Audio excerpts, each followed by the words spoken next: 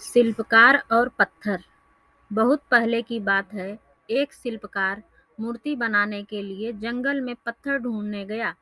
वहां उसको एक बहुत ही अच्छा पत्थर मिल गया, जिसको देखकर वह बहुत खुश हुआ और कहा कि यह मूर्ति बनाने के लिए बहुत ही सही है।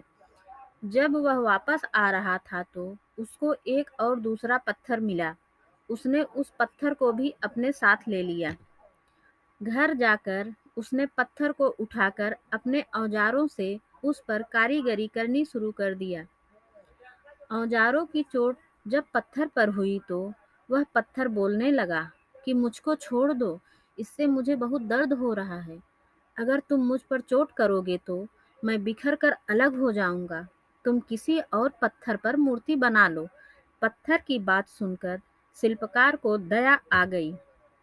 उसने पत्थर को छोड़ दिया और दूसरे पत्थर को लेकर मूर्ति बनाने लगा। वह पत्थर कुछ नहीं बोला। कुछ समय में शिल्पकार ने उस पत्थर से बहुत अच्छी भगवान की मूर्ति बना दी। गांव के लोग मूर्ति बनने के बाद उसको लेने आए।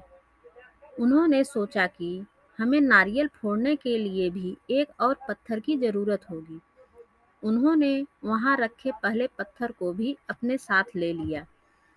मूर्ति को ले जाकर उन्होंने मंदिर में सजा दिया और उसके सामने उसी पत्थर को रख दिया।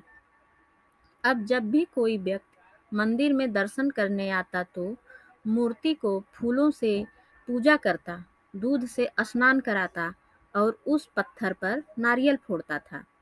जब लोग उस पत्थर पर नारियल फोड़ते तो वह बहुत परेशान होता। उसको दर्द होता और वह चिल्लाता, लेकिन कोई उसकी सुनने वाला नहीं था। उस पत्थर ने मूर्ति बने पत्थर से बात की और कहा कि तुम तो बड़े मजे से हो। लोग तो तुम्हारी पूजा करते हैं, तुमको दूध से स्नान कराते हैं और लड्डुओं का प्रसाद चढ़ाते हैं, लेकिन मेरी तो किस्मत ही खराब है। मुझ पर लोग नारियल फोड़ कर जाते हैं। इस पर मूर्ति बने पत्थर ने कहा कि जब शिल्पकार तुम पर कारीगरी कर रहा था, यदि तुम उस समय उसको नहीं रोकते तो आज मेरी जगह तुम होते। लेकिन तुमने आसान रास्ता चुना, इसलिए अभी भी तुम दुख उठा रहे हो। उस पत्थर को मूर्ति बने पत्थर की बात समझ में आ गई। उसने कहा कि अब से मैं भी कोई शिकायत नहीं करूंगा। इसके बाद लोग आकर उस पर नारियल फोड़ते।